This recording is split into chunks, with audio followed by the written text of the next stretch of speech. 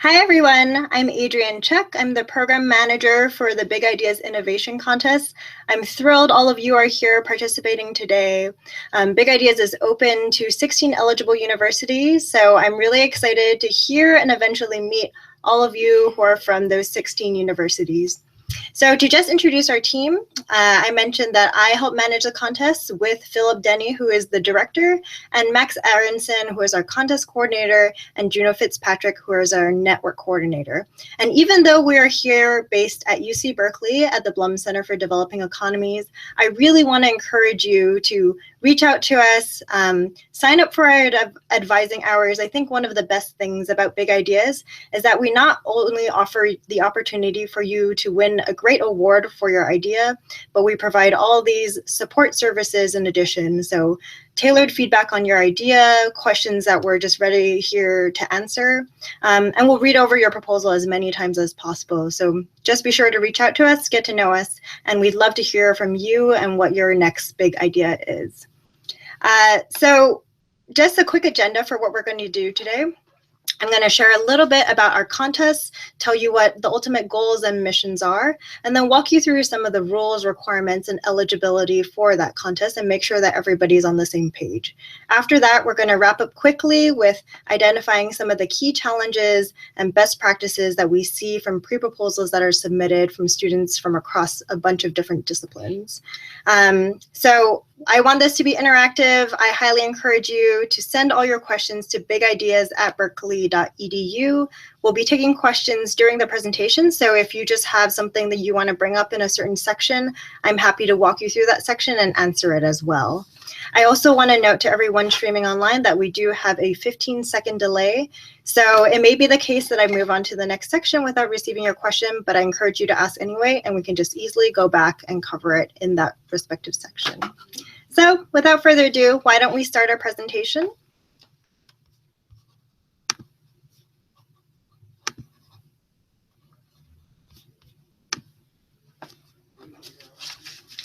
So Big Ideas is an annual year-long innovation contest that provides funding support and inspiration to interdisciplinary teams of undergraduate and graduate students who have creative solutions to some of the world's most pressing problems.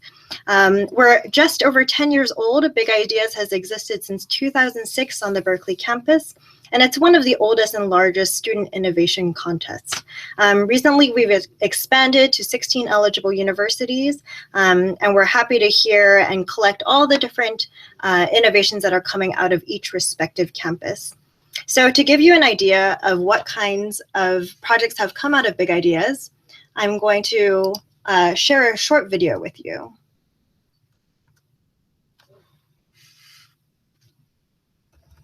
What makes an idea big?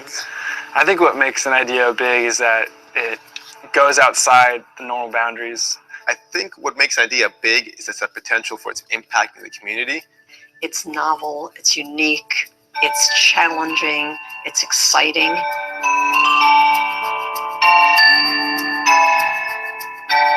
The Big Ideas program seed funds and encourages student innovation for a better planet. Undergraduate students are rarely recognized as producing innovative, cutting-edge ideas. It doesn't take a lot of money. It doesn't take a lot of, it doesn't take a 5-year PhD research project in order to do some of these things.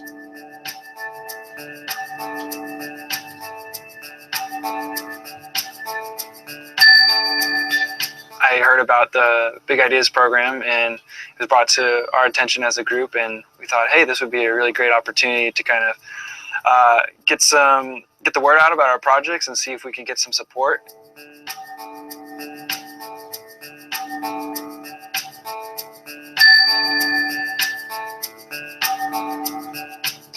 And it ends up being much more than a grant because it gives you that confidence to go forward. The fact that there's other people in the room and other people at Cal that are reviewing this and thinking, hey, you should go for this.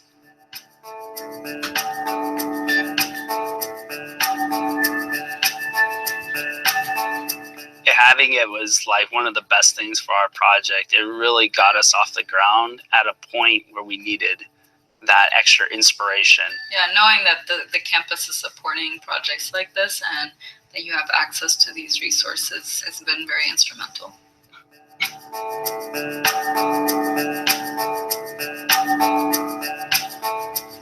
Just the fact that big ideas existed and seemed willing to fund a project like this gave us hope, because our budget for dental is actually like under $200 a semester, and we saved the residents of Berkeley like probably $50,000 to $100,000 just through the services we have. Capitalize on the creativity of the students. Don't tell them the solution. Give them the opportunity and let them come up with creative ideas. We should disabuse ourselves of the idea that all smarts are with the professors. Students are just as smart, they're just younger, that's all. We created a business plan for big ideas. So it really gave us that push to really follow through on this and give up our investment banking and consulting offers that we had. And as soon as we got the news that we had gotten the grant, I think that's the first time we said, hey, let's give up what we were doing and let's follow our passion. The power of the small grant is that it allows students to experiment earlier in their lives. They don't need to wait to complete a PhD and get a faculty appointment to try something new. I think that's very important. Otherwise, we waste a whole kind of generation just waiting for the credentials to do something that they have some capacity to do earlier. What makes an idea big?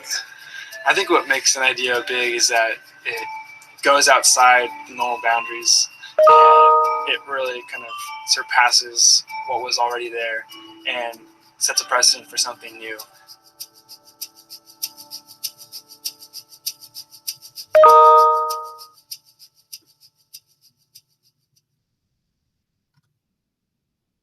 So the great thing about that video is that you get to see a lot of projects that come through Big Ideas, and they take all different kinds of shapes and sizes. So you see social enterprises, you see nonprofit groups, you see student groups as well. And to give you an idea of the scope of last year's body of applicants, we had 266 applicants come through, 57 finalists, and 41 winners. And if you want to learn about the past winners of Big Ideas, I recommend that you go to our website and then read about their profiles. There's a tab called Past Winners that you can check out that is separated into different categories that you can learn more about as well. So I know a lot of you are wondering how we're different from business plan competitions or other competitions that might be out there. And Big Ideas is really focused on social impact. So say business competitions will focus on maximizing profit. We want you to focus on how much social benefit can be utilized from the project that you propose. And it's really a platform that supports projects of all different stages. So we do have some folks that come in and prototype, but we also have students that come in, literally walk into our office with just an idea in their head. And then we help walk them through the implementation plan, the financial model, and everything they need to do in order to make that project a reality. So we cater especially to early stage projects that will feed into the larger pipeline within the innovation landscape. I also want to encourage you to continue to send me questions to bigideas@berkeley.edu because I'm sure most of you have clarifications on the information that I'm going to be telling you.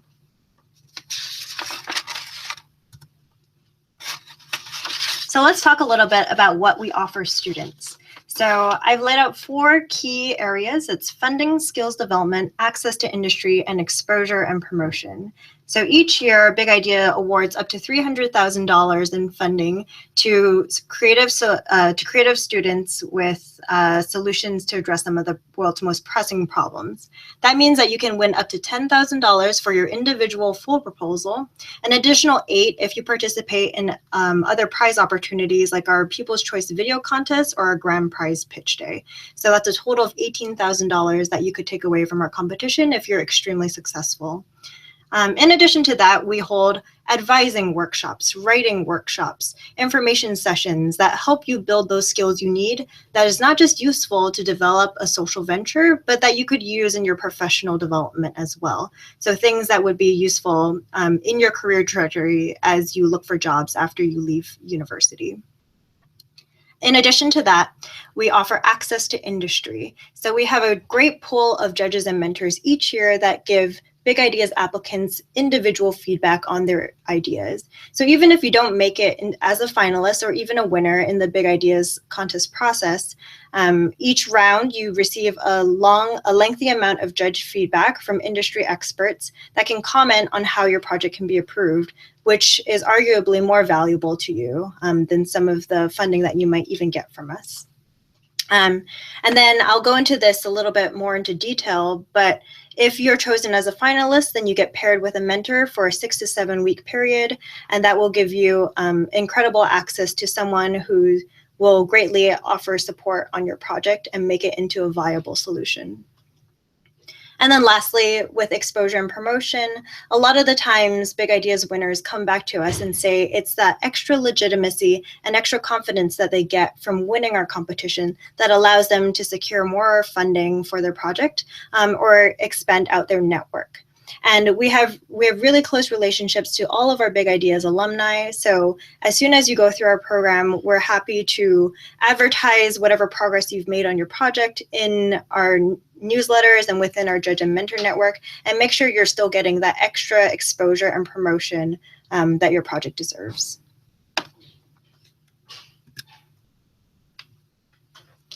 So this year we're offering 9 different categories, and I want to encourage all students who are attending to go to our website and make sure that your specific university is eligible for a certain category. For instance, our Improving Student Life category is only open to UC Berkeley students, whereas Hardware for Good and Global Health, Food Systems, and Financial Inclusion are open to all 16 universities. So it's really important that you go to our website, check out your school's individual eligibility, and make sure you qualify. In the worst case scenario, you write a whole proposal for a certain category, submit it to that category, and then realize that your university was never eligible in the first place. I also want to quickly go over some key rules in our contest. So the Big Ideas contest has 2 sets of rules. One that you find in our under our Compete tab on our website, and then go to our rules sub-tab, and then you can read over all the requirements that the pre-proposal has. In addition to that, you need to go into each specific category page and read the category-specific rules. This is really important because some categories have an extra requirement that you might not know if you don't go to that specific page. For instance, for the Scaling Up category, we asked for an additional section that details the past project that's made from Big Ideas winners that are reapplying to our contests. Really importantly, the team lead of each proposal must be a matriculated student at an eligible campus. So what that means is that you're a currently enrolled student. If you plan to graduate in December, that's totally fine. You're still eligible to compete for our contest. But if you're an exchange student, then you're not currently eligible, and you need to be able to find team members who will serve as your team lead from the university that you're studying that. We have a lot of questions in terms of eligibility, so please feel free to send them my way. I also want to remind you that the award is a prize, not a grant. So it's not a grant for you to implement your project in the year after you receive your award. It's really a cash prize for submitting a very compelling, creative, and viable proposal throughout the entire course of a year. And it's really important that the team lead you nominate is both responsive and responsible, because they'll be the lead in terms of all the communications that we send to the team. So they have to be great at checking their email. And they also will have full discretion over how that prize is given out and distributed amongst the team if you're chosen as a winner. Additionally, the project must be student-initiated and student-led. So this can't be a project that comes out of working for a company or a nonprofit over a summer and you see an initiative that could use some extra funding. This needs to be a new idea from you and initiated by the student himself or herself. If you have an idea, you can only apply it to one category. So say I had a project that used some kind of application to notify students on their nutritional intake at UC Berkeley. Technically, this project could could be eligible for global health, for food systems, and for improving student life, but you can only submit that idea to one category. And the way we recommend to do this is to either talk to us as advisors and we'll help walk you through which category might be the best fit for your idea, or to go to that category page, read over those descriptions, and then choose the one category that you think best fits the goals of your project. Again, go to our website for the full set of rules and the full set of requirements. All right, I also want to walk you through the entire timeline over the course of 1 year. So the Big Ideas contest is split into 2 rounds, the pre-proposal stage and the full proposal stage. In the pre-proposal stage, we ask for a 3-page concept note on your idea, and I'll go over the components in a little bit. And then if you're chosen as a finalist, you move on to the full proposal stage and develop a 10 to 15 page longer full proposal that includes a budget, an implementation plan, and a timeline. So to quickly walk you through the next few months, we have 5 weeks left before the pre-proposal deadline on Wednesday, November 16th at 12 p.m. noon Pacific time. And I cannot emphasize more that this is noon Pacific time, so please make sure you get in your proposals on time. We set this during the day and not at midnight so that we can troubleshoot any application complications that you might be facing within your application. You can get a full list of our events at bigideas.berkeley.edu/workshops, where you can look over old information sessions, check out the writing workshop that we had last night to get a more in-depth coverage of what are the best things and some of the challenges that students face when putting together a pre-proposal. And then, as always, I encourage you to go to sign up for advising with a member of our team at bigideas.berkeley.edu/advising. I also want to highlight some upcoming events that might be of interest to you. If there's anyone in the San Francisco Bay Area, we're hosting a Innovators at Cal event next Tuesday on October 18th. So maybe students from UC Davis or UC Merced want to make the trip out here. It's a big networking event for anyone who's interested in innovation in the San Francisco Bay Area who comes from an eligible university. I also want to definitely highlight the November 1st advising workshop, which is similar to our first writing workshop that we had last night, except we'll have more opportunities for students to get one-on-one feedback on their proposal. So we ask students to sign up for Skype appointments and send us their proposals ahead of time, and then we can walk through and provide comments and feedback on your individual proposals so that you're all set for the pre-proposal deadline. And then similar to that, we also have a big editing blitz, which will be the entire day on November 14th. And that's a Monday. That's 2 days ahead of your pre-proposal deadline. And we'll set aside certain advising times for you to sign up for.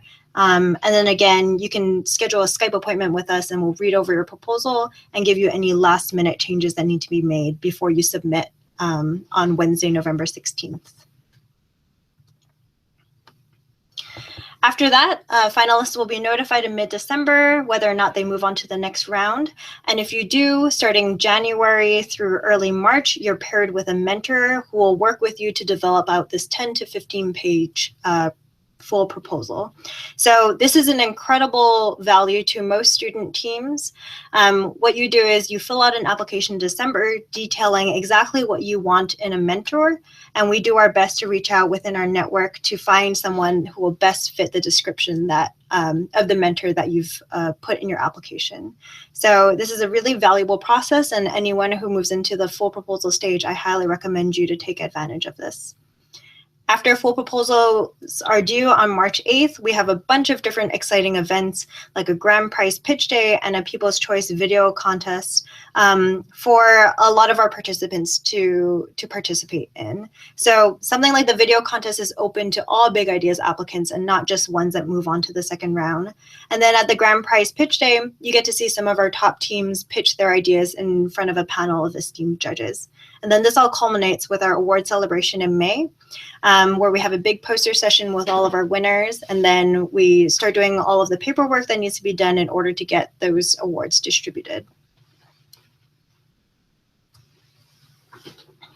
So let's talk a little bit about what your pre-proposal will be judged on.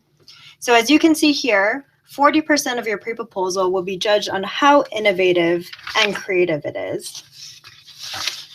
And this is really important because in the full proposal round, we flip this completely on its head, and 40% of the score of the full proposal will be judged on viability. So in this pre-proposal stage, the focus is on creativity and innovation. In the full proposal stage, the focus is on viability.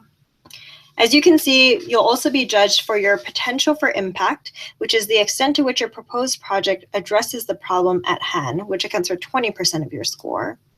The viability, the extent to which the proposed project appears viable, given the project description, the team's qualifications, and the team's understanding of the market or community needs, which is 15% of your score. The category challenge is how well does your proposal fit into the specific category based on the description that we've outlined on each category page, which accounts for 15%. And then lastly, the quality, the extent to which the proposal is professional, persuasive, and your idea overall has merit, which is 10% of your score. I also want to note that the way that Big Ideas defines innovation is not that you have come up with a completely new solution, but it could be the application of an innovation that hasn't formally been utilized in your target population. So just being able to use whatever is out there in an innovative way also qualifies for towards your innovation score. Again, I highly encourage you to send any questions to bigideas@berkeley.edu because you never know when you might run out of time to ask those questions as well. And I'm sure the questions you're thinking of would be useful to other students who are currently streaming online. All right, so I'm going to quickly walk you through the application platform because every year we get students who ask us, how do I actually apply to Big Ideas? So if you go to our website, you'll see under Compete, you go to how to apply. If you read through these instructions, it'll tell you to read over the rules on the Big Ideas page. So the rules and requirements are here under Compete. But then to apply, you also need to go to your category of interest. So say I wanted to apply for Hardware for Good.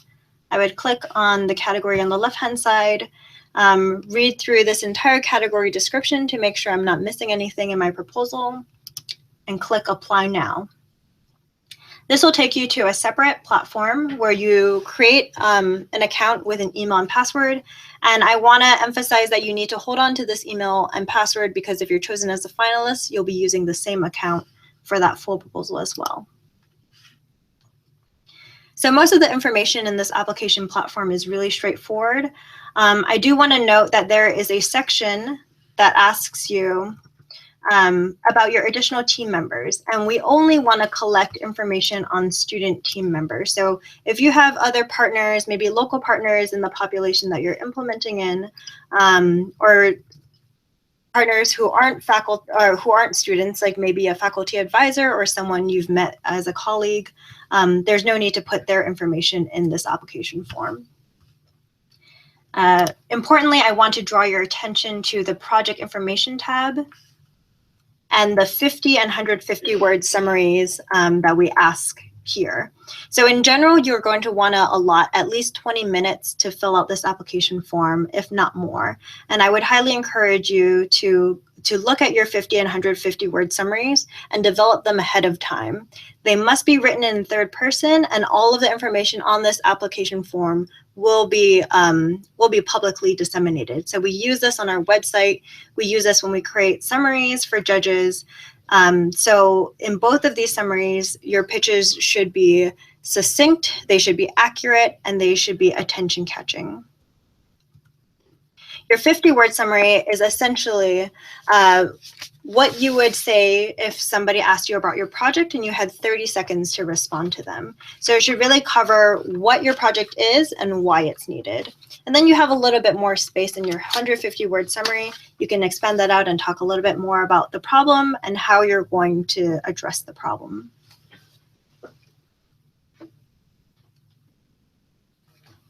So I have a question online that says, if I have non-student partners, is it okay if I identify them in my application?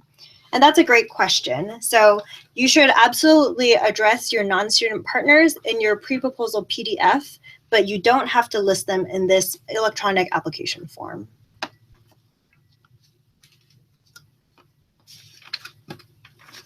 All right, so again, I would highly encourage you to spend time on this 150 word summary, because this is the first thing that your judges will see. And even though you're not scored on these particular summaries, they will be used, they will be widely disseminated, and they will be the first thing that the judges see in the application form. So this is a really important part of the application. All right, now to go back to our presentation.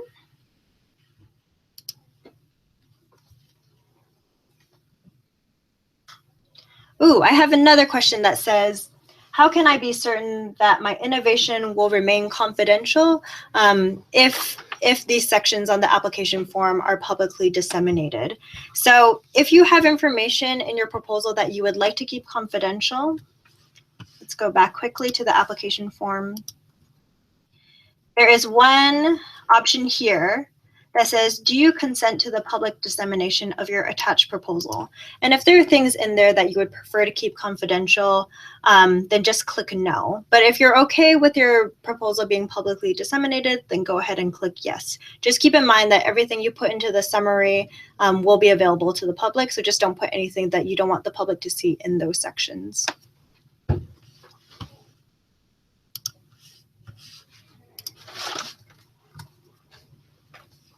All right, let's talk a little bit about our pre-proposal general requirements. So the first thing I would like to recommend to students is that, as I mentioned earlier, Big Ideas is all about social impact. So the judges reading your proposal are not just going to be from the private sector, they're going to come from nonprofit, they're going to come from government, and they're going to have a wide range of backgrounds. So when you write your proposal, you need to write it to a generalist audience, and you also need to write it with the social impact most in mind for your proposal. So we're asking for a 3-page, 1,600 word limit, references not included. Previously, we've had stricter requirements, but we're loosening up this year so that you have the liberty to make your proposal as aesthetically pleasing as you would like. So your formatting, layout, and outline are flexible. There is no timeline and budget required in this pre-proposal stage, and no appendices are needed either.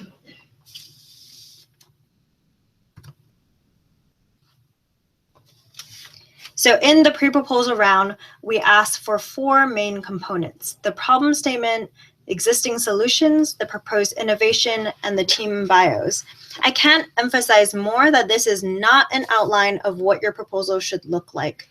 These are not section headers that you need to develop. You should feel free to push together sections, deconstruct it, and present your idea in a way that you think is most effective, because you know your idea best and you know how to talk about it in the best way. And as you can see, there are 3 pre-proposal examples that we've posted online under our rules page. If you take a look at those, they all take liberty in terms of how they lay out their overall argument. They've used images, they've used graphs, so we highly encourage you to do so as well. And I'm going to talk a little bit about what exactly we mean by these different sections, but if you want a more thorough coverage of the different sections that I will get to, I highly recommend that you watch our writing workshop from last night, and we'll go over some key examples and things that I won't cover today.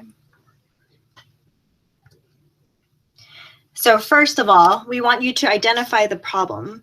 So what is the need that exists? This is the opportunity for you to showcase your research and background, and also your passion and connection to the topic. And what I typically recommend to students is that you use a combination of qualitative and quantitative information to present your argument. So show your connection to it, show your dedication to the problem, but also back it up with some statistics. It's also important to identify your target population. So I get a lot of projects that come to me and student teams say, well, I want to roll out my idea on a global level, so I don't have a specific target population. But in this pre-proposal, we ask you to focus on the first year of implementation. And in doing so, you'll need to pilot your project in a certain area. So I highly recommend that you look at where you're going to pilot first and start laying out the description of that target population.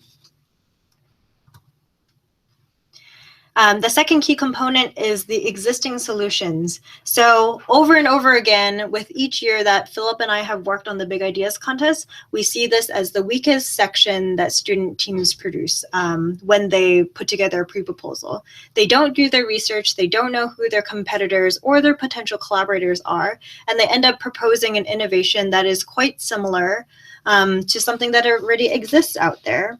So we want you to know who is similar to your program, who is also addressing the problem that you've identified, and what are they doing well? What challenges have they faced? Why haven't they scaled this and completely eliminated the issue altogether? And why is there a need for your project? Basically, this existing solutions section sets you up for your value proposition, which you'll cover in your next section.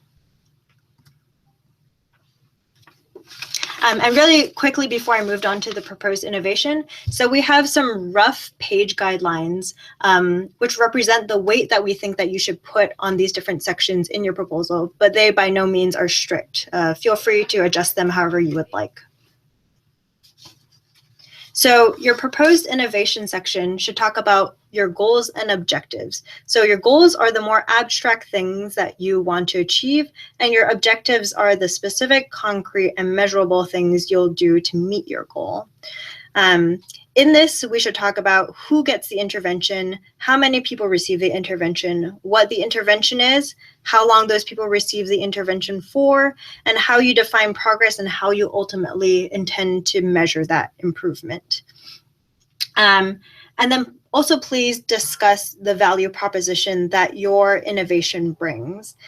Since you don't have a lot of space, every sentence in your proposal needs to add value. So if you're going to use a lot of buzzwords like sustainability, you should break that down into what exactly you mean. So is that lower environmental impact? Is that future community ownership? We also want you to consider challenges to implementation in this section, and this is something that not enough students do every year. They think that by talking about the challenges, the potential challenges to implementation that they might face, judges will rank them lower because it exposes some of the weaknesses in their argument. But we guarantee that your judges who will be reading your proposal have about 10 years of experience. They've been in the field. They know similar innovations. And if you don't discuss those challenges, they certainly will bring them up in their feedback to you. This is also a great place to discuss the partnerships that you've developed in order to implement your project. So in whatever community, whether it's domestic or broad, that you intend to implement your project, you're going to need local partners. And this is a great opportunity for you to lay out who you've been having conversations with. And if you haven't had a chance to reach out to people yet, who you intend to reach out to in the future.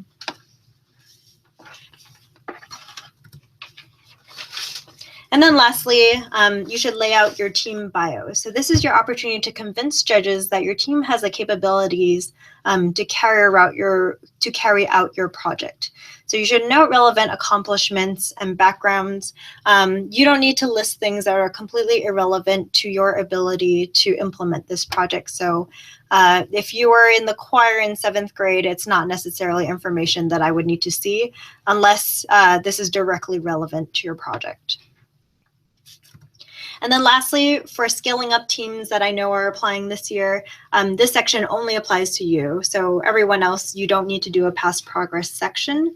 But for scaling up teams who have previously won Big Ideas, you need to cover the name and the year of your original project, talk about the original project idea, report on progress to date, and then detail any accomplishments, challenges, and lessons learned that you may have faced over the course of implementation. So that pretty much wraps up our presentation. I'm going to leave some time to answer some questions that students may have. But I encourage you to reach out to bigideas@berkeley.edu or call us at that number if you have any questions. We would absolutely love to hear from you. I love meeting students from across the country and also in Uganda at Makerere University as well. Oh, we have one question from a student participant. So the question is, I don't have all of my team members or partners in place yet. How should I handle this? So that's a great question too. We completely understand that in the pre-proposal round, you might not have enough time to recruit everybody you need in order to execute your project. So what we recommend students to do is in that team bio section, add a few sentences about who you intend to recruit in the full proposal round and what those skills look like that you need to eventually implement your project.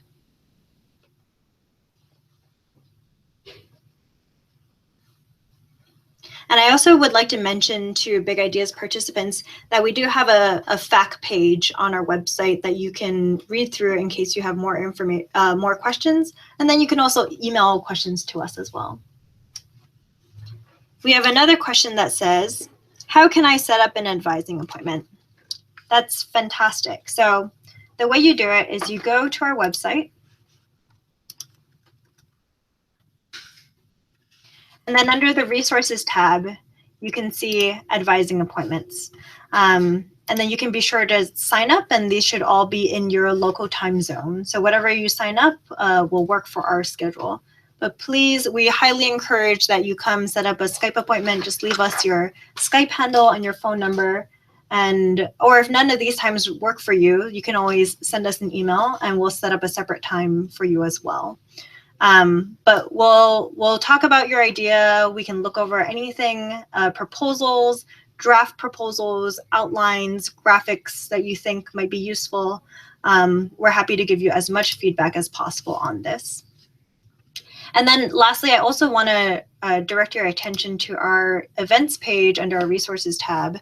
And then all of our old events will be listed here. So even though you're remotely based, you can always webcast in and participate, or you can go and watch a recording of the event afterward. All right, I think that wraps up pretty much our presentation. Please do feel free to reach out to us. I'm so eager to meet you, and we're really thrilled about Big Ideas this year and hope to support our teams in as many ways as possible. So don't hesitate to reach out to us, and I look forward to hearing about all of your big ideas.